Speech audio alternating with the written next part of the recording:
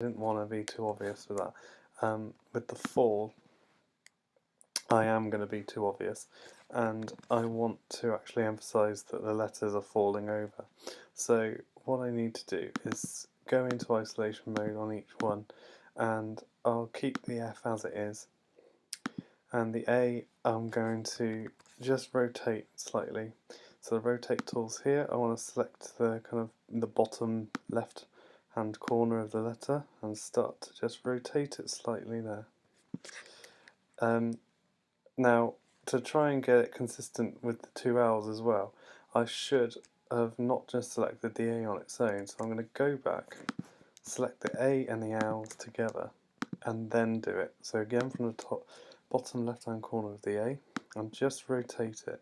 That means that now, when I go to just do the next two letters, I can lead from the A's new baseline and not from the original baseline. So if I turn it like that, and then finally select this out on its own and just rotate it enough to seem as if it's falling down. And just zoom out and have a look. It's always good to just come right back out and have a look, and there you go, we get the obvious kind of effect going on there. So let's now bring in our quote marks. Now the quote marks, I'm going to just delete this set, because what I want to do is get whatever these ones are exactly the same as whatever the other ones are going to be. So I'm just going to use my guide, zoom right in. I want it to fit nice and snug within the height of the square. That's it. I'm just going to double click on it and just tuck this in to make it nice and close together. And now that I've got it there, I know that I can just go hold the Alt key, Alt and Shift, and rotate it round, and I've got my second set, which I'm going to put down here. And I'm not going to include them into the fall in line of that. I'm just going to leave it as it is. Okay, so there we have, if I just turn the guides off, our basic layout. Here's our postcard.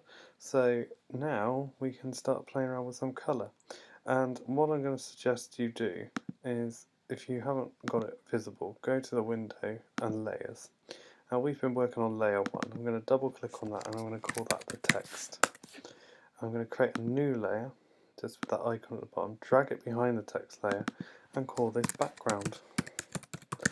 And I'm going to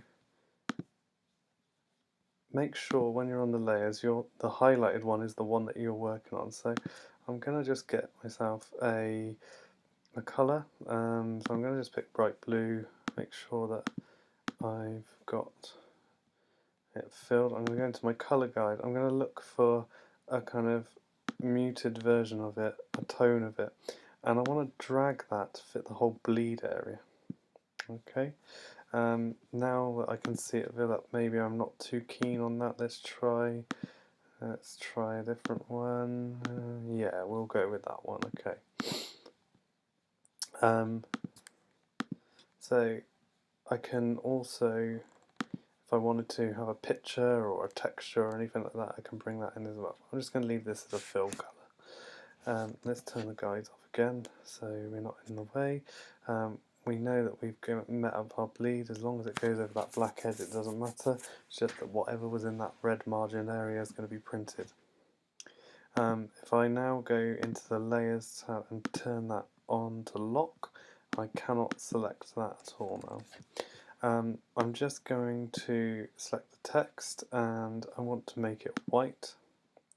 Now you'll notice that